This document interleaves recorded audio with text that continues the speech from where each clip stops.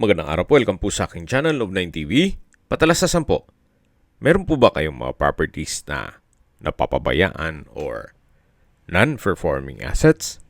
Plan nyo ibenta, pero wala kayong oras sa pagbenta nito. Kung ito'y pagkakatiwala nyo po sa amin, tawag lang po kayo sa aking numero, usap po tayo, gawin ko po ng video for free.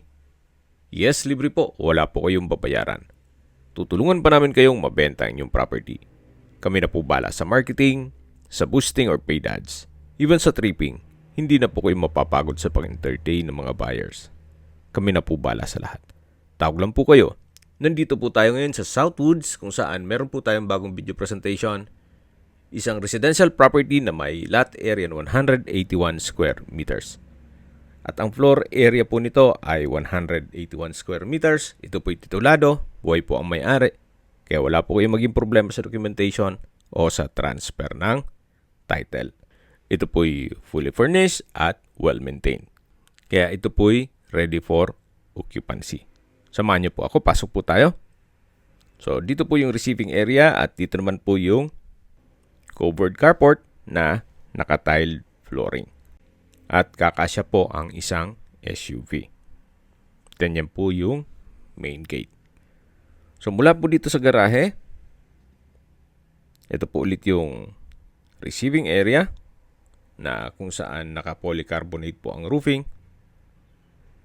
Then meron din pong mga split type aircon. Ito pong sliding glass windows ay may security grill.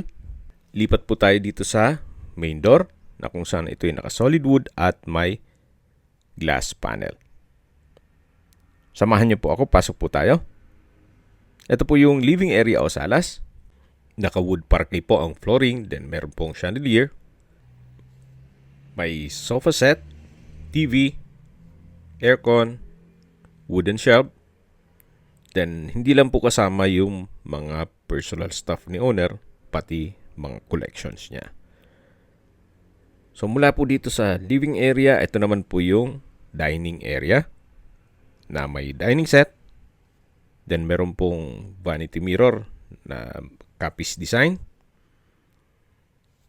At meron pong sliding door glass in between itong dining at kitchen. Ito naman po yung access door na papunta naman dito sa garahe na may aluminum screen door.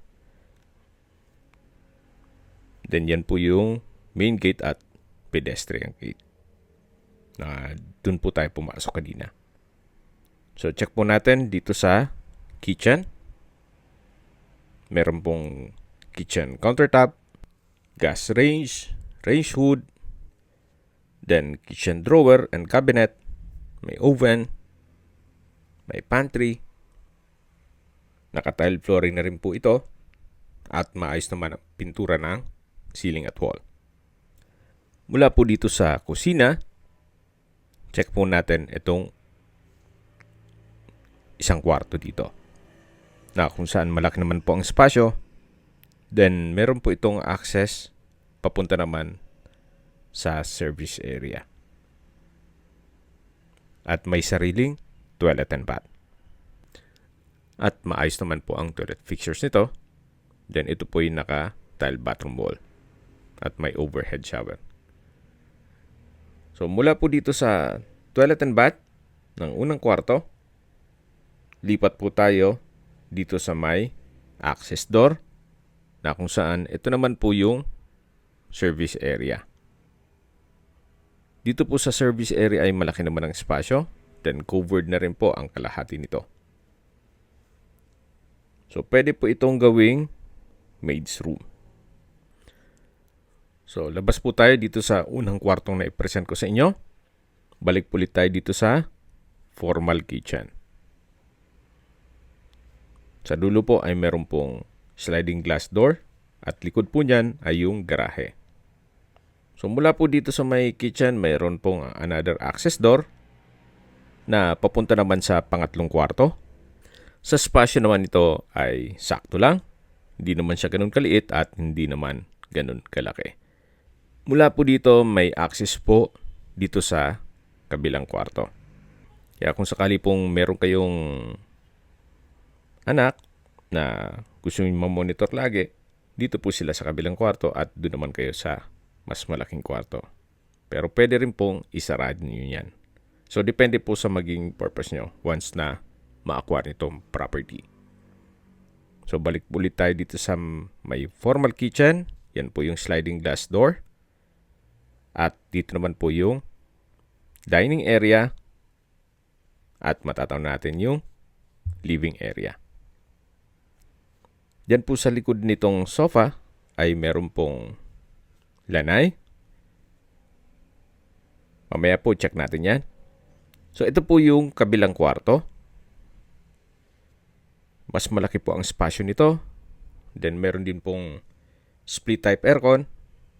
Actually meron pa pong window type aircon at dalawang sliding glass window with security grill. Sa pintura, maayos din po. Wala po kayong papagawa. So, ito po yung maliit na kwarto na pinakita ko sa inyo kanina. Mula sa kusina. Ito po yung pangatlong kwarto.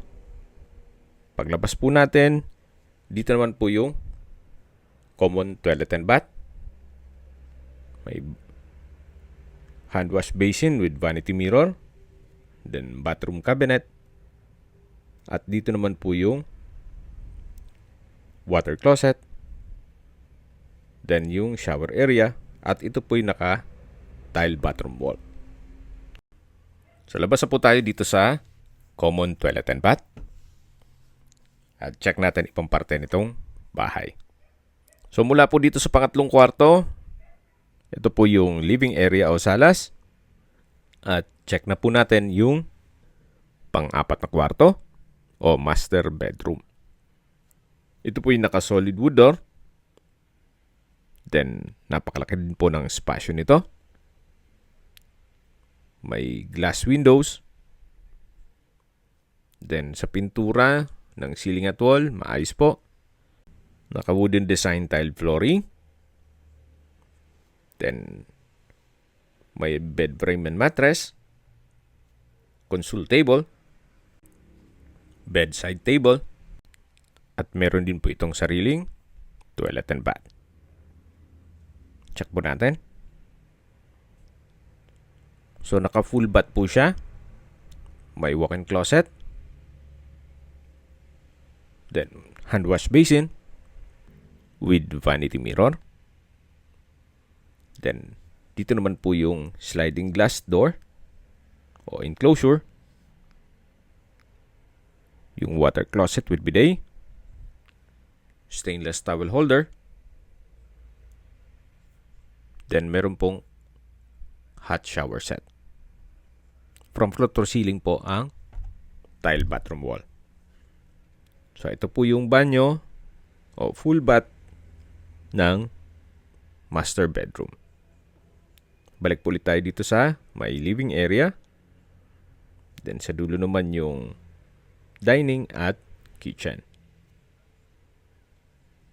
So, ito po yung tinutukoy ko na lanay na kung saan meron pong aluminum screen door at may ilang mga ornamental plants at Chinese bamboo dito sa may perimeter fence.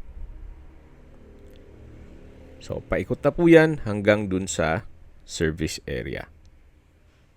At doon sa kwarto na na-present ko sa inyo kanina. So, napakalaki pa po ng espasyo dito. At meron din po palang dirty kitchen. Okay, sa distance, location at travel time portion na po tayo. Napakaganda po ng lokasyon nitong property gawa ng wala pa pong isang oras nasa Manila na kayo. At hindi lang doon, napakalapit lang nito sa Southwoods. Mula Southwoods Mall, ang distance is 1.6 kilometers at ang travel time is 6 minutes. Mula naman po sa UniHealth Southwoods Hospital and Medical Center, ang distance is 1.2 kilometers at ang travel time is 4 minutes. Yan po yung lagi kong binabanggit sa inyo na dapat nyo i-consider sa pagharap ng property, yung meron pong malapit na hospital. Hindi ko naman po sinasabing sakitin kayo. Yan naman po for emergency purpose lang naman. At mula naman po sa Pasita Public Market, ang distance is 4.4 kilometers at ang travel time is 15 minutes. Mula naman po sa Makati, BGC at Airport, ang distance is 31.3 kilometers at ang travel time is 41 minutes. Opo, wala pa pong isang oras nasa Manila na kayo. At sa presyo na po tayo, binebenta po ito ng owner sa murang halaga, 7.5 million pesos net. Ibig mong sabihin, si buyer po ang sasagot sa lahat ng taxes at expenses with regard to documentation. Kung may mga katanungan po kayo, tawag lang po kayo sa aking numero. At sa mga kababayan naman natin nasa ibang bansa, meron po akong Telegram, sa mga iPhone user naman by iMessage. Meron din pong Imo, Skype, Viber at WhatsApp. Same number lang po, 0917-316-3399. Sa mga nagtatanong naman po ng aming Facebook, meron po kaming Facebook page na Nov9 TV at Facebook Reel Video. Meron din pong TikTok at Instagram. May ibang YouTube channel po kami na The Nov9 TV channel, Nov9 TV Listings, Nov9 TV On The Spot, at Nov9 TV Updates. Sana po naibigan nyo ang video presentation. Paki-like and subscribe na lang po sa aking channel para ma-update din po kayo sa aking future listings. Kung sakali po hanap nyo yung mas malaking sukat ng lupa, mayroon din po kami ibang listings na pwede nyong pagpilian. Huwag po kayong mag-atubiling tumawag sa amin, then let us know your budget para malaman namin kung anong property pwede naming ilok sa inyo. Sa lahat pong viewers, subscriber at nagtiwala po sa amin, salamat po sa suporta. Ingat po kayo lagi at yung pamilya. Maraming salamat po.